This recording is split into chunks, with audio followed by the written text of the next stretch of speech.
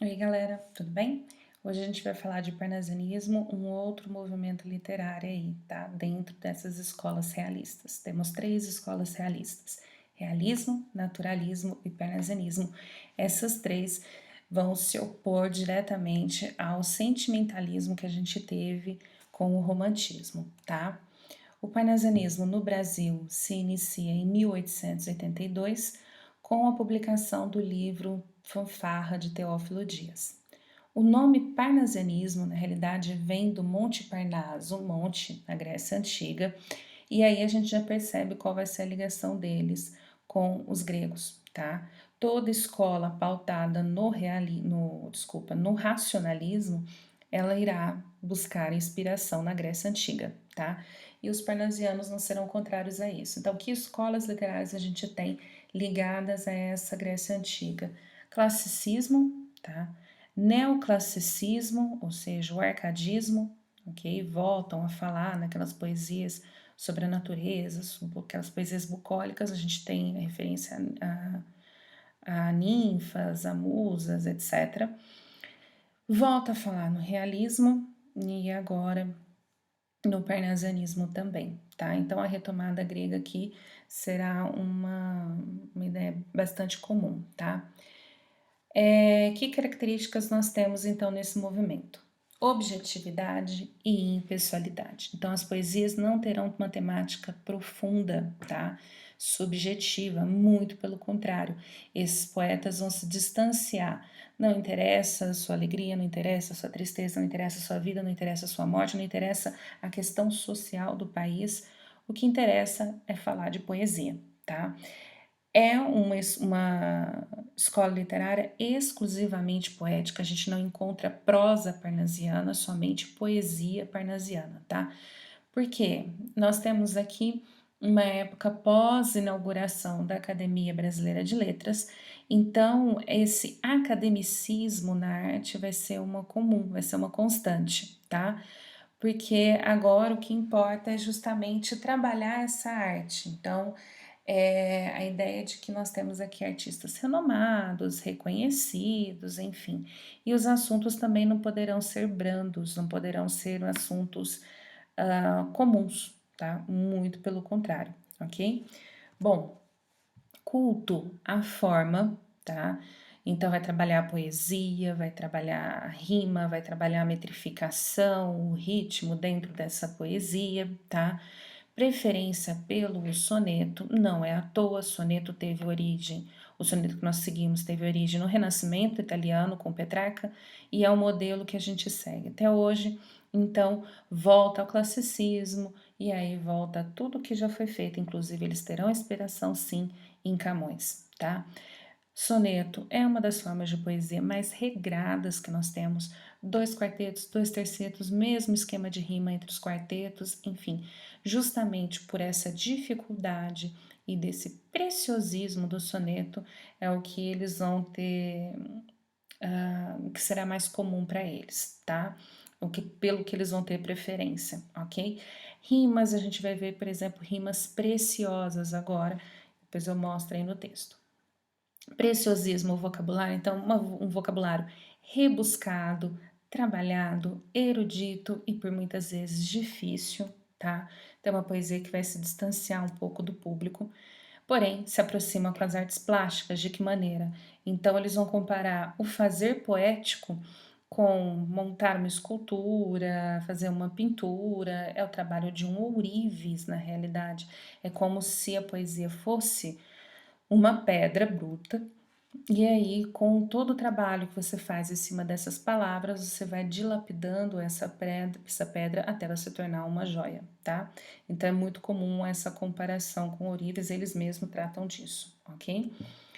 Sem sentimentalismo e sem temas sociais, é o que eu falei para vocês, o que faz do parnasianismo uma produção superficial, tá? Porque eles vão somente descrever objetos, enfim, então não tem nenhum engajamento político, não tem nenhum sentimentalismo, referências pessoais, e isso faz a obra ser um pouco superficial na sua temática, tá? Busca pelo racionalismo, que eu já falei para vocês, e retorna aos clássicos, que eu também já mencionei, que seria retorno à cultura grega. É uma escola literária em que trabalha a arte pela arte, ou seja, eu vou utilizar a minha arte, a minha poesia, para falar justamente sobre essa mesma arte, ou seja, sobre a própria poesia, tá? Sem nada mais profundo. Aqui nós temos a tríade parnasiana, tá? À direita temos Olavo Bilac, no meio Raimundo Correia e à esquerda Alberto de Oliveira, tá? São os três poetas aí chamados aí da tríade parnasiana, os poetas em sua torre de marfim, ou seja, distante de tudo o que acontece, ok? Bom, começa então com Alberto de Oliveira, considerado aí o mais parnasiano de todos. Muito dificilmente ele se distancia dessas características que envolvem o parnasianismo, tá? Muito fiel à valorização da forma, ok? Então aqui a gente tem vaso chinês, que ele vai falar exatamente sobre o vaso chinês, ok? Estranho mimo aquele vaso, viu casualmente uma vez de um perfumado contador sobre o mármore luzidio, entre um leque e o começo de um bordado. Fina artista chinesa namorado, nele pusera o coração doentio em rubas flores de um sutil lavrado, na tinta ardente de um calor sombrio. Mas talvez por contraste de desventura, quem o sabe, de um velho mandarim, também lá estava a singular figura. Que arte em pintá-la, a gente acaso vendo-a, sentiu não sei que com aquele chin de olhos cortados à feição de amêndoa. Então aqui, na realidade, ele fala de um vaso, que é chinês, a pintura, descreve a pintura que está nesse vaso, quem teria feito esse vaso. Então, é uma temática bastante superficial. A gente tem, por exemplo, as rimas preciosas aqui. O primeiro verso termina em vio, que é um verbo mais um pronome, e aí depois vai para luzidio no terceiro verso, que é um adjetivo. Lá na última estrofe a gente tem vêndua, que é um verbo mais um pronome, com amêndoa, que é um substantivo. Então, o que, que seria essa rima preciosa? Primeiro vamos à rima pobre. O que, que é rima pobre? Vou rimar a mesma classe gramatical. Então, sei lá, se eu rimar amar com cantar, certo? Tô rimando dois verbos. Se eu for rimar duas classes gramaticais diferentes, por exemplo, substantivo semente com advérbio felizmente, tá? É uma rima rica. Então são classes gramaticais diferentes. A rima preciosa, ela rima três classes, tá? Ali eu tenho uma formação em vio, certo? Que eu tenho um verbo com um pronome, duas classes gramaticais, e aqui ele rima com adjetivo, uma terceira classe gramatical. Então, vocês vão ver que isso é muito comum dentro da poesia parnasiana, tá? O segundo parnasianista que nós temos é o Raimundo Correia. Diferentemente do Alberto de Oliveira, ele não é tão ligado assim à temática superficial do parnasianismo, tá? Ele demonstra uma certa melancolia diante do mundo e a gente percebe aqui nesse seu soneto As Pombas, tá? Nós temos. Vai ser a primeira pomba despertada, vai ser outra mais outra, enfim, dezenas. De pombas vão-se dos pombais. Apenas raia sanguínea e fresca a madrugada. E à tarde, quando a rígida noitada sopra, aos pombais de novo elas, serenas, ruflando as asas, sacudindo as penas, voltam todas em bando em revoada. Também dos corações onde abotoam os sonhos, um por um, céleres voam. Como voam as pombas dos pombais. No azul da adolescência as asas soltam, fogem, mas aos pombais as pombas voltam, e eles aos corações não voltam mais. Então aqui ele faz uma comparação. Primeiro ele descreve nos dois primeiros quartetos, aliás, nos dois quartetos, ele descreve esse hábito das pombas saírem de seus pombais ao raiar do dia e voltarem à noite, tá? A comparação que ele faz é que os sonhos também saem dos nossos corações ao raiar no dia, que seria essa adolescência, ou seja, na nossa juventude, porém, quando surge a noite, enfim, quando você se aproxima de outra idade, esses sonhos já não habitam mais nossos corações. Então, ele faz esse tipo de comparação. A gente vê, então, que não tem aquele distanciamento próprio do parnasianismo, tá? Há uma certa sensibilidade romântica aqui, ok?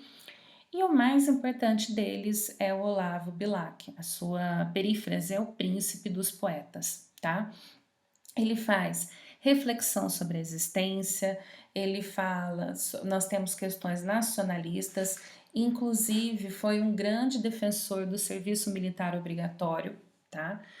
Engajou-se em alguns problemas sociais, falou de abolicionismo, falou da defesa da república, combate ao analfabetismo, e em algumas das suas poesias a gente percebe um certo sensualismo, porque ele vai falar um pouquinho de amor, um pouquinho da mulher amada, ok?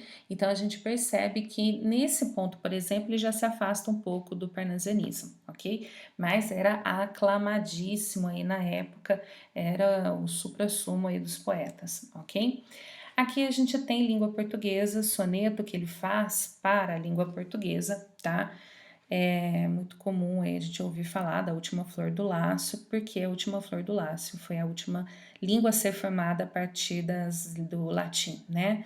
A gente tem francês, espanhol, inglês, enfim, romeno e italiano. O último, eu falei inglês não, francês, espanhol, italiano, romeno e o último a se formar é o português, tá? Então por isso a última flor do lácio, ok? Então vamos lá. A última flor do lácio, inculta e bela, és a um tempo esplendor e sepultura, ouro nativo que na ganga impura a bruta mina entre os cascalhos vela.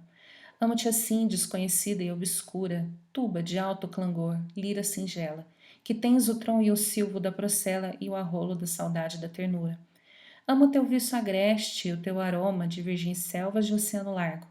Amo-te, ó rude e doloroso idioma, em que da voz materna ouvi meu filho, e em que Camões chorou no exílio amargo, o gênio sem ventura e o amor sem brilho.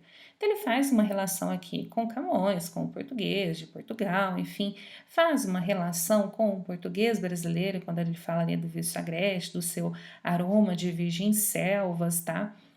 É uma referência ao português trazido para cá, certo? O português que nós falamos aqui no Brasil.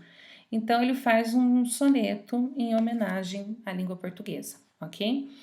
Aqui o hino à bandeira que mostra esse seu nacionalismo, tá? Essa defesa aí da nação.